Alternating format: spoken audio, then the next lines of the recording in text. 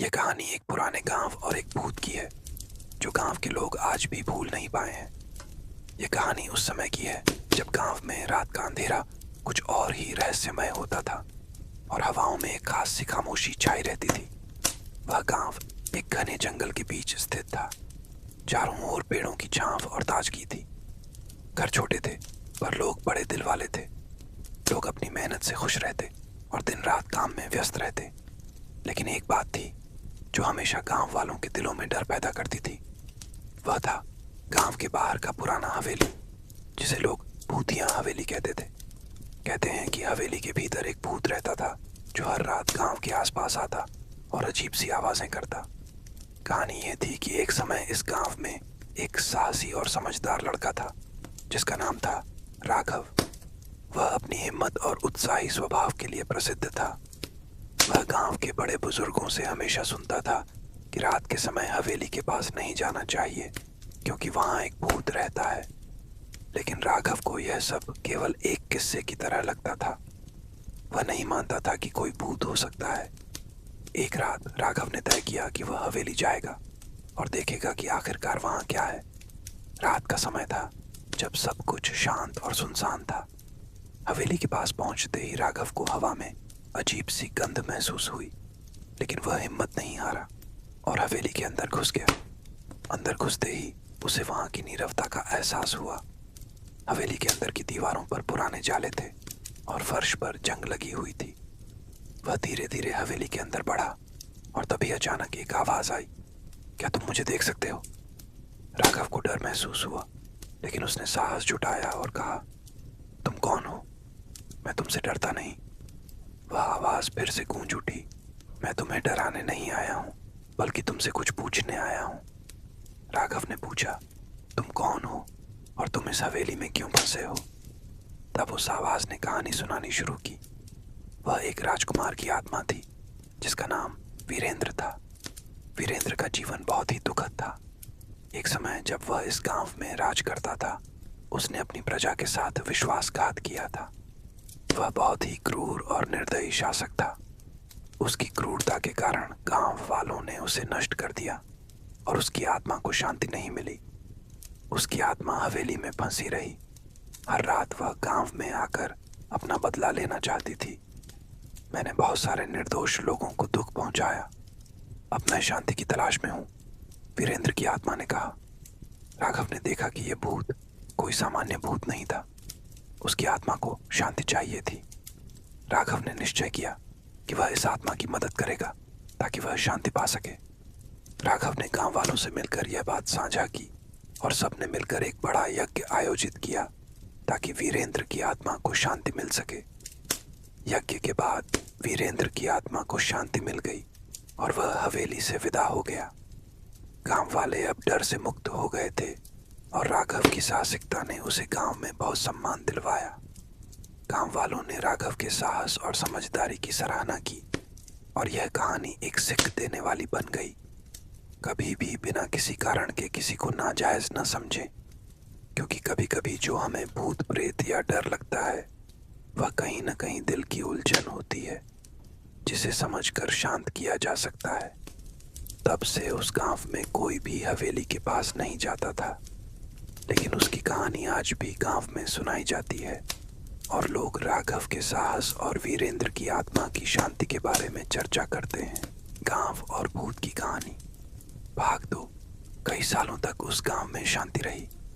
वीरेंद्र की आत्मा को शांति मिल चुकी थी और हवेली अब सुनसान और निर्जन पड़ी थी।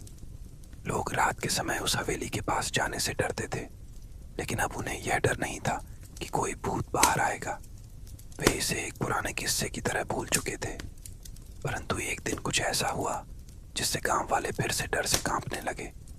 ये घटना एक ठंडी और बादल से घिरी हुई रात की थी, जब गांव में हलचल कम थी और लोग जल्दी सोने चले गए थे। उस रात राघव के बाद का एक युवक जिसका नाम मोहन था हवेली की ओर बढ़ा। मोहन को वीरेंद्र की आत्मा की कहानी सुनाई थी, लेकिन वह उसे केवल एक पुरानी कहानी मानता था। मोहन में राघव जैसा साहस था, लेकिन उसकी समझ पूरी नहीं थी। वह सोचता था कि अगर वीरेंद्र की आत्मा शांति पा चुकी थी तो अब हवेली में कुछ भी डरने जैसी बात नहीं होनी चाहिए। मोहन हवेली तक पहुंचा और धीरे धीरे उसके अंदर घुसने लगा। हवेली में अजीब सी ठंडी हवा चल रही थी और दीवारों से कुछ आवाजें सुनाई दे रही थीं। मोहन ने आवाजों की ओर ध्यान दिया, लेकिन वह भी दिल में यह सोचकर आगे बढ़ता गया कि यह सिर्फ पुरानी हवाओं की आवाजें होंगी। जैसे ही वह हवेली के अंदर पहुंचा, उसे अचानक एक रोशन आभा दिखाई दी। मोहन ने उसे अजीब सा महसूस किया और धीरे धीरे उस रोशनी की ओर बढ़ा। उस आभा से धीरे धीरे एक रूप बनता गया।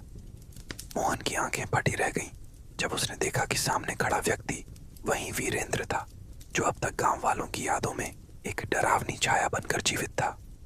वीरेंद्र की आत्मा अब पूरी तरह से रूप बदल चुकी थी। वह अब शांत था, लेकिन उसके चेहरे पर एक गहरी उदासी थी। तुम कौन हो?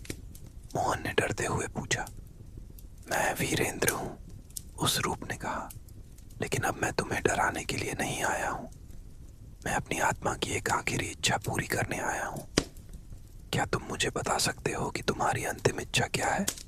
मोहन ने साहस जुटाकर पूछा। वीरेंद्र ने एक गहरी सांस ली और कहा, मेरे समय में मैंने बहुत गलतियां की थी। मैंने अपनी प्रजा पर अत्याचार किए, उनके सपनों को कुचला, उनके दिलों में डर और घृणा बोई। मेरी आत्मा तब से इस दर्द में सिसकती रही, लेकिन अब जब मुझे शांति मिली है तो मेरी आखिरी इच्छा यह है कि मेरे किए हुए पापों का प्रायश्चित हो। तुम्हें क्या करना चाहिए? मोहन ने पूछा। उसकी आवाज में अब डर कम हो गया था और समझ बढ़ गई थी।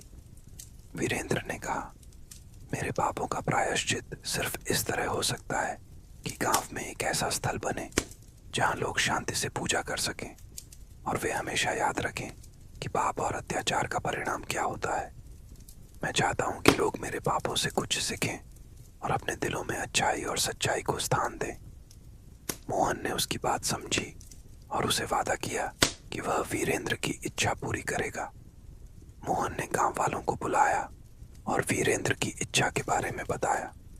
गांव वालों ने पूरी तरह से इसे स्वीकार किया और उसी जगह पर एक मंदिर बनवाने का निर्णय लिया, जहां वीरेंद्र की आत्मा को शांति मिले और आने वाली पीढ़ियों को सिखाया जा सके कि भूत प्रेत से ज्यादा महत्वपूर्ण अपनी आत्मा को शुद्ध रखना है। तब से गांव में एक बड़ा बदलाव आया। गांव वालों ने अपने दिलों को खोल दिया और एक दूसरे के साथ प्रेम और भाईचारे से रहना शुरू किया। वीरेंद्र की आत्मा को शांति मिली और वह अब गांव वालों के बीच अपने पापों का प्रायश्चित पूरा करके चुपचाप विदा हो गया। गांव में अब कोई डर नहीं था। लोग हवेली के पास आते थे, लेकिन अब वहां अंधेरे और डर के बजाय शांति और शुद्धता का माहौल था। राघव और मोहन दोनों को इस कार्य के लिए सम्मानित किया गया और वे हमेशा यही याद रखते थे कि साहस और समझ से किसी भी समस्या का समाधान निकाला जा सकता है। ये कहानी अब भी गांव वालों के बीच सुनाई जाती है और यह सिखाती है कि यदि दिल में सच्चाई और अच्छाई हो तो कोई भी भय पराजित किया जा सकता है।